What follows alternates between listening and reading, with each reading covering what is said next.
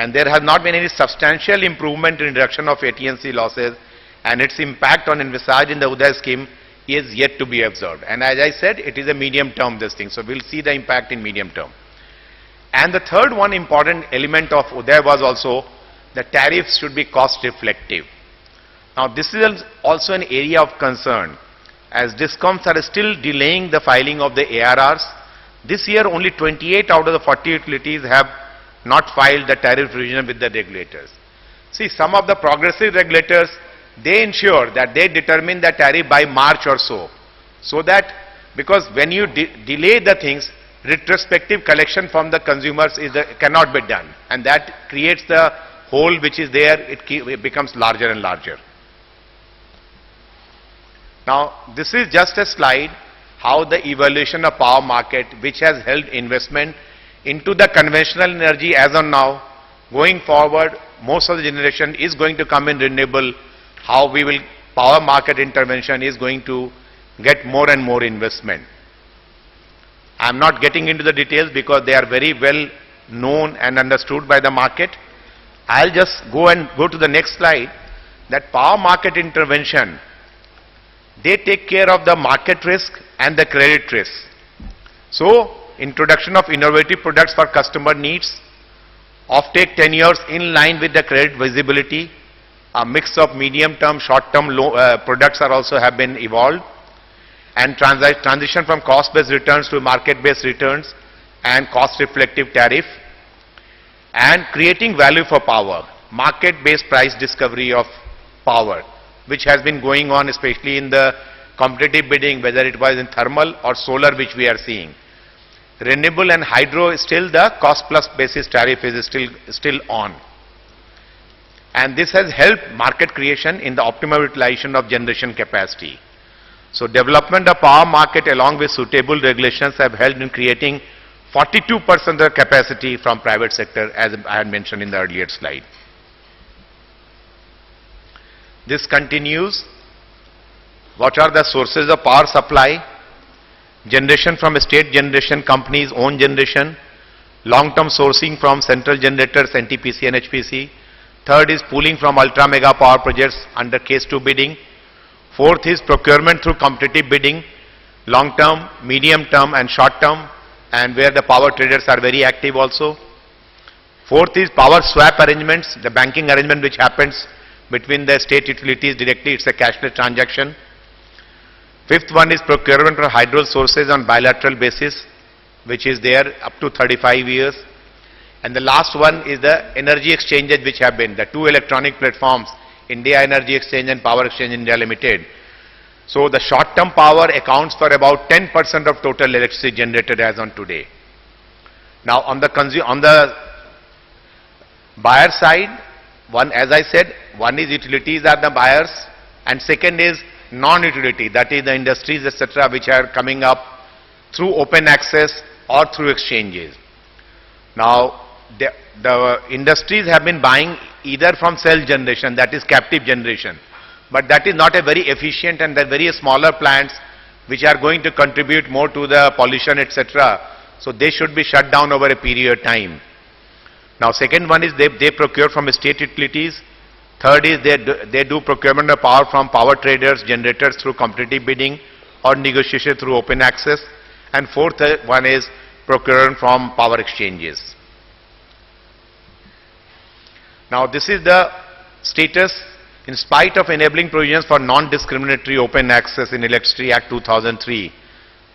States are yet to bring relevant provision in their states or have not been implemented in true sense. The table below depicts the status of open access in various states.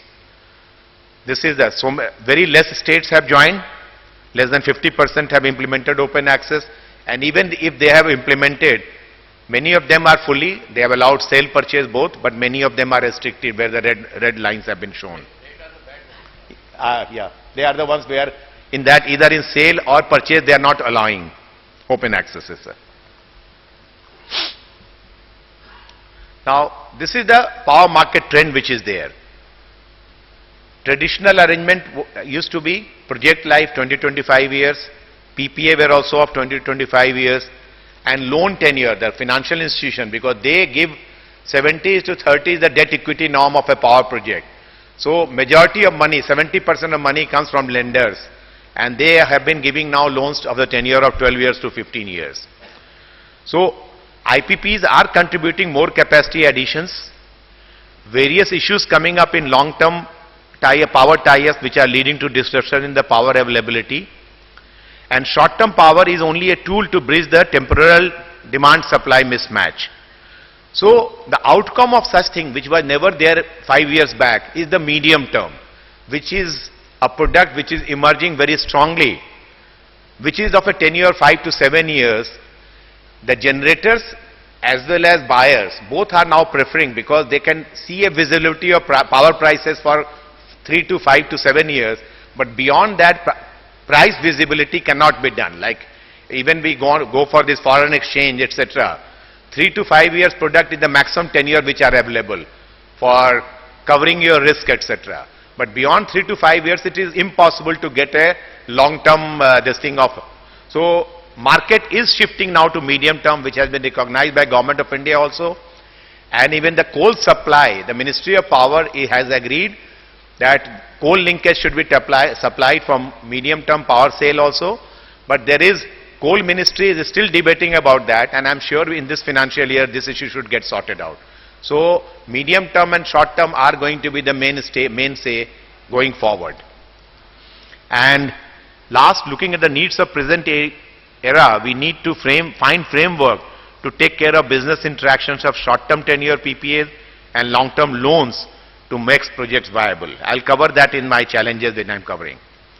Now, I have already talked about these medium-term agreements, but important is, as we had to get a power market before the investment into the conventional thermal and hydro came, which led to 40% of generation being done by private sector.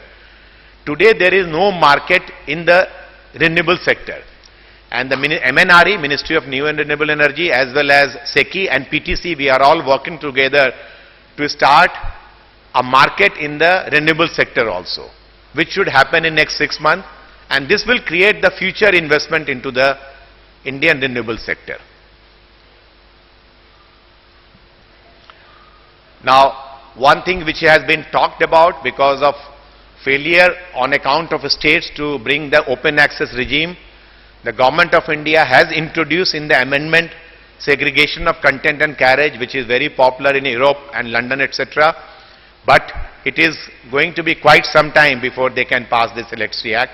As and when it will be done, then the consumers will have the choice. Today, consumers above 1 megawatt only have choice to buy power from wherever you want to do. This will lead to the next choice of even going sub 1 megawatt, below 1 megawatt customers also. Now, I have just stated challenges in the sector. This is the last slide. Now, management of renewable energy. Mr. Rajdan and others have also already touched upon that. See, by 2022, about 35% of capacity will be done by renewable. If 175 gigawatt and we are at 500 gigawatt in 2022, 35% of capacity, but only producing 10% of electricity. Now, that is going to be a real challenge, and therefore the grid, transmission, etc. have to really think in a totally different way, the way we have been thinking for last decade or so. So challenge really lies there. Luckily for India, already in USA also, at this situation, 35% of energy capacity from renewable and 13 to 15% energy coming from renewable. But there the power has been flowing seamlessly. Germany is another example, so we have to obviously learn from them and tweak to India's need, etc.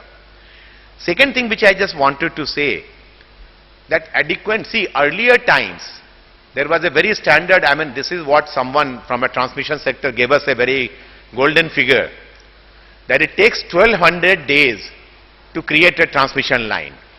3 to 4 years is the transmission line. In earlier times in conventional energy, it used to suit because thermal generation was also taking 4 to 5 years and hydro was taking 7 to 8 years. But the game is just completely, as I am saying, game is completely changed. Against 1200 days, a solar project takes only 120 days. And therefore, the transmission challenge is much more serious this time than it used to be in earlier times. The green access corridors, etc., everything is going to take 1200 days, 1000 to 1200 days. And so much of solar, if you see my first slide which I had shown, already we are at 9000 megawatt, and which will clamp down very fast to about 40-50,000 megawatt. Let's forget about this 40,000 out of 100,000, 60,000 is going to come from IPPs, 40,000 is rooftop. So I am not concerned so much about rooftop as on today. But what about IPPs of 60,000 megawatt which they are going to come? So this is one thing which we have to ponder, and medium term PPA already I have talked about, so I am not going to say anything further about that. Thank you very much.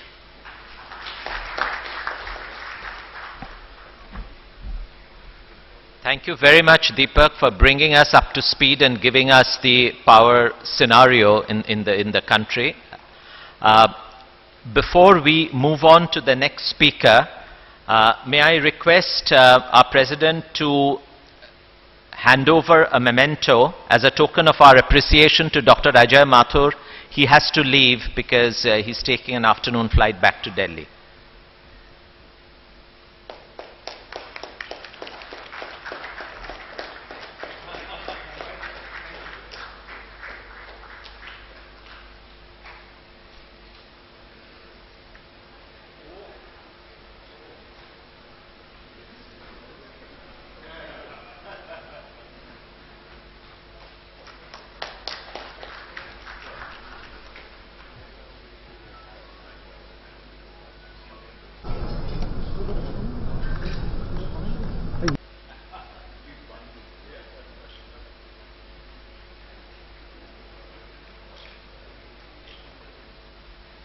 একটু coordinate করে নিন, my driver will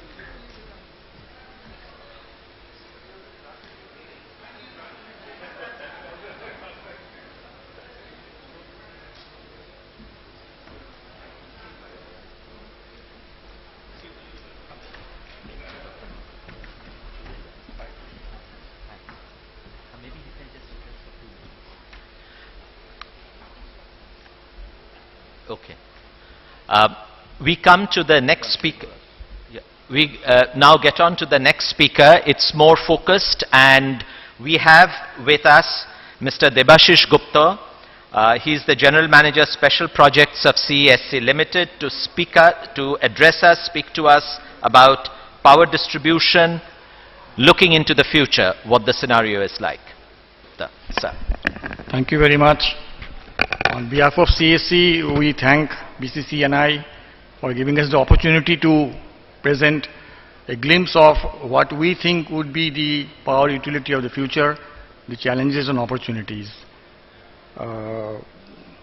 My acknowledgement to the earlier speakers, the dignitaries on the dais, for having given us the background, the situation where we now are in, and I look towards the audience, the professionals, the people from academia, and particularly I can see students in the back, because talking about the future of utilities, it is you who will be driving it. So maybe we would like to just go through some slides which will give you the flavor of what you have to look forward to.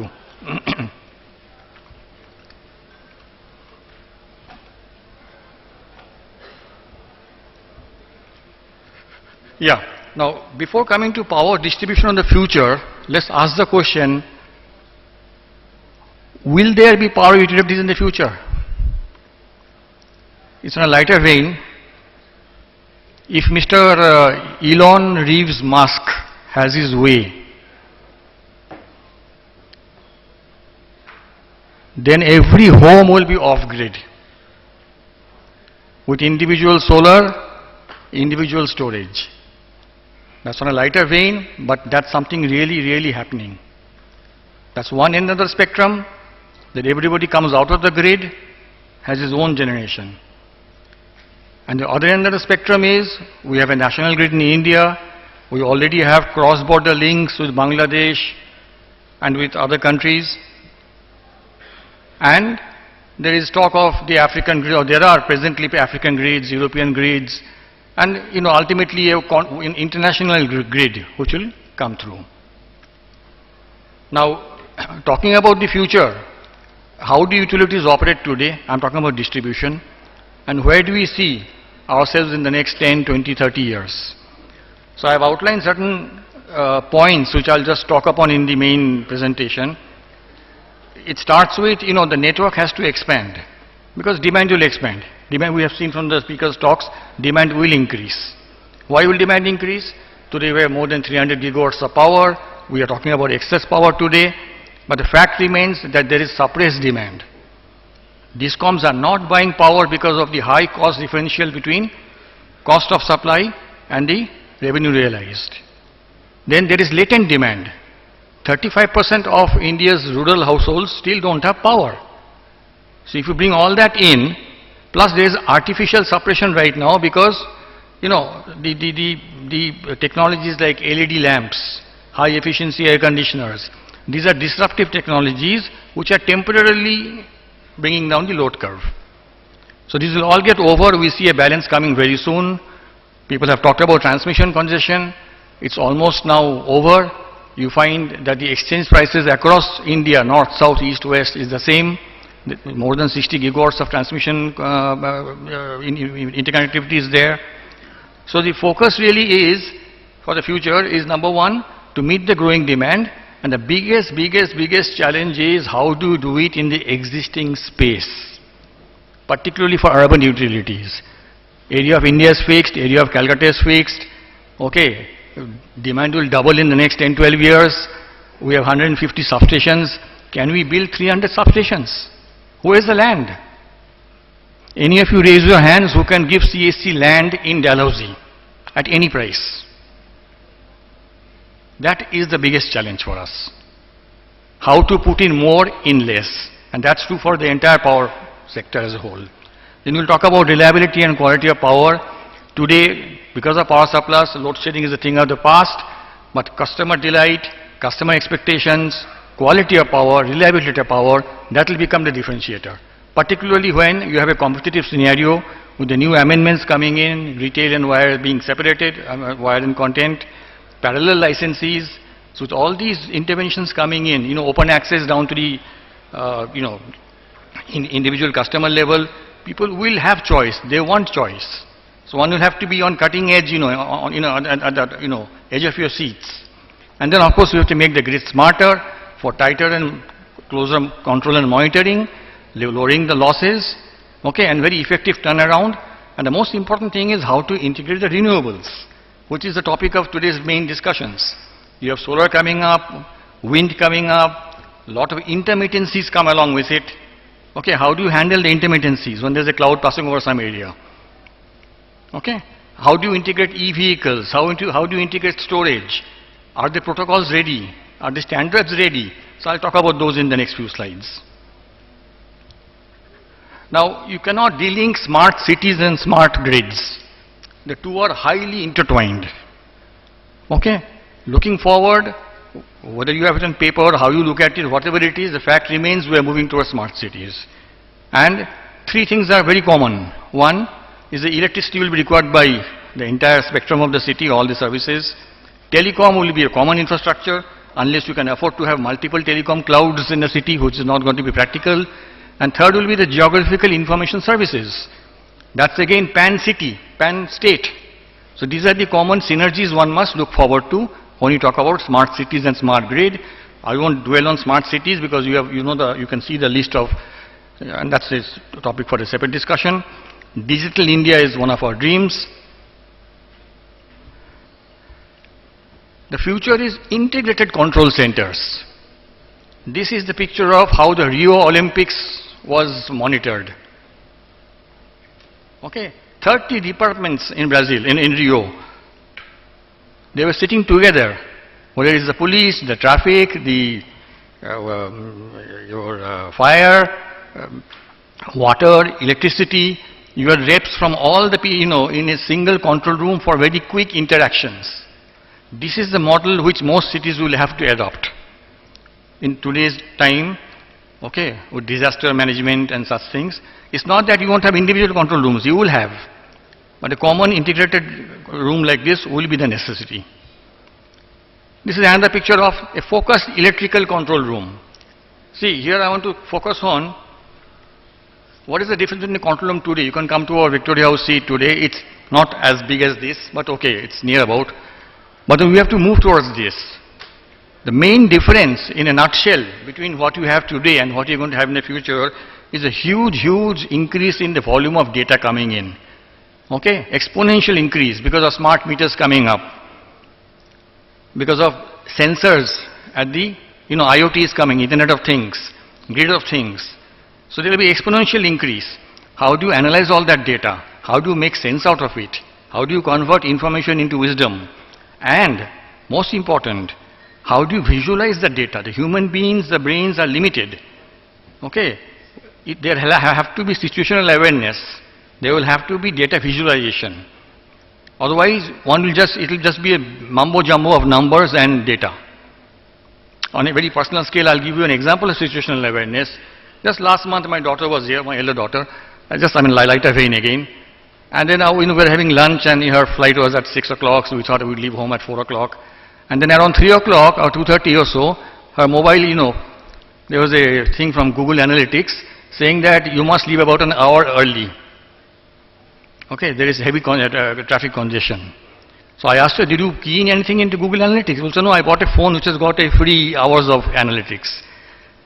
And just imagine, she had bought a ticket. The ticket was read by Google Analytics because it was on Gmail. The times were seen. The location of departure from Calcutta was noted. That she was in Calcutta and in which house was seen through GPS. That was linked to the traffic signals which they are monitoring. That was linked to the travel time.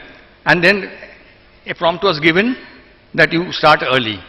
Now, similarly things happen in the power systems. Disturbances, voltage swells and sags, okay, your outages, intermittencies, these will have to be, through pop-up screens. Let me just come to a slide. I'll have to bring in my company a bit here because just to give you an examples, how space constraint is being handled. You can see some pictures here. Number one, on the technology front, transformer switchgear. On switchgear, you have gas-insulated substations which bring down the size to 1/5 the requirement of a normal outdoor yard. That's great. What else do? You have to convert whatever outdoor yards you have to indoor stations, which is a big, big challenge. You can see the picture on the top left. Okay, what you see on the top of the ground, there is much more below the ground. So seamless transfer is extremely tough. You have to go for very compact designs. Okay, you can see the top middle picture. You have to cross the rivers, go underneath them, over them. This is a picture of the river crossing in Hooghly near Haldia. This is India's tallest transmission towers at 400 kV. You have to go underground. In the bottom left and middle picture, you can see the Quest Mall in Calcutta. This is India's first EHT substation built under the ground, okay, at 132 kV. These are the only ways we can now go. We have to go down. And then look at the bottom right picture. Even in transformers, there is plenty of scope with technology to bring down the size. This is called unit cooling, which brings down the footprint to almost 40% less. Similarly, to enhance, I told you about reliability and quality, we have to keep customers on board. It's our primary duty. We have to not only anticipate faults, if faults do occur, we have to try and prevent as far as possible, and we have to restore in the quickest possible time. So here again, technology has to come in. Gone are the days of standard, conventional, preventive and breakdown maintenance. Today it is condition-based maintenance. You anticipate the fault before it occurs and go and maintain it. Okay? And then for restoration, you have things like ring main units, and we have more than 5,000 in the city. You have to automate them. And the biggest problem in automation in India today, in smart grid, if you ask me what is the single biggest challenge to smart grids in India, it is the telecommunication. Telecommunication throughputs in this country are the worst, and it's because of our population in a small density of land. The same bandwidth is allocated for all the services. So something has to be done about it. these are the outage management systems which one looks at. This is from again a US utility in Sacramento, California. So, you know, there you can zoom in and see at every house level. India is not too far behind. The next picture shows Calcutta. You can see we are already catching up. But you know, we need to catch up much more faster. This is our LT control center, where we have a OMS system. On the bottom right, you can see we can even track vehicles so that you can send a crew down to the, you know, whenever fault occurs. The bottom right screen is, we proudly call it CSC's equivalent of the Uber and Ola apps. We can see our own cars on that and, you know, move them. Okay? Customer centricity I talked about. Those of you who are CSC consumers or ACDCL consumers, you have seen the sea change. Whether it's getting SMSs, you can pay online. Today 25% of our consumers are paying online. Almost 70% of our AC applications come into online. And it's really increasing. This year, this summer, we're talking about global warming. We had the hottest summer. This summer, we had 4 times the applications compared to last summer only for air conditioners. Load prediction is taking a topsy-turvy. You can't predict anything today. What's going to happen next summer, nobody knows. Earlier, we used to have evening peak at 6 p.m. Now it's come forward to 4 p.m. We wondered why. How it's come back by, you know, advanced by 2 hours. Then we did some R&D and we found out it's the school children, maybe a small fraction, who can afford, who have air conditioners in their homes. In the heat, they go back home, first thing they do is put on the ACs, okay, and take some rest. It's natural, small children. That's changing the total load curve. And that's not accounted for in any of the algorithms you have in the EMS systems. Okay. Now, just a few more slides, 4 more slides. On the Internet of Things, of which the grid of things, that's a term coined by Pacific Gas and Electricity, is basically having smart sensors. I mean, it's like you have your wearable smart sensors, you have smart sensors on every item. Today, a substation will not have a big, you know, remote terminal unit. The substation of tomorrow will have a sensor built into every breaker, every isolator, okay, spaced in every cable to send temperature and other data, voltage, currents, etc. Fiber optic backbone is the future. Again, in Calcutta, we are lucky to have a very rich fiber optic backbone. All utilities are urged, and we have been to many national seminars, that most are now laying at least the conduit so that fiber can be laid in future, blown in future. But fiber can only service the backbone. How do you reach the individual homes for smart meters, okay, for other sensors? So the last mile, there is no option but wireless. And this wireless and this backhaul fiber backbone will also have to be used in common by the city services, okay, like surveillance, like traffic lights. So I was telling you some time back that the biggest challenge today is the last mile, the RF network, the wireless network. There are 20 technologies. Okay, which one will work? Today it seems something called RF mesh will work. So in Calcutta we are trying RF mesh in Tiljola area. We also have franchises in Kota and Bharatpur in Rajasthan. We are going to try out RF mesh there. Okay? And there are many exciting things coming up. NFC, near field communication. I mean, even a rickshawala can, you know, has got a phone with an NFC almost today at 2,000 rupees. So he can go and just touch a kiosk and get his payments done or get the bill without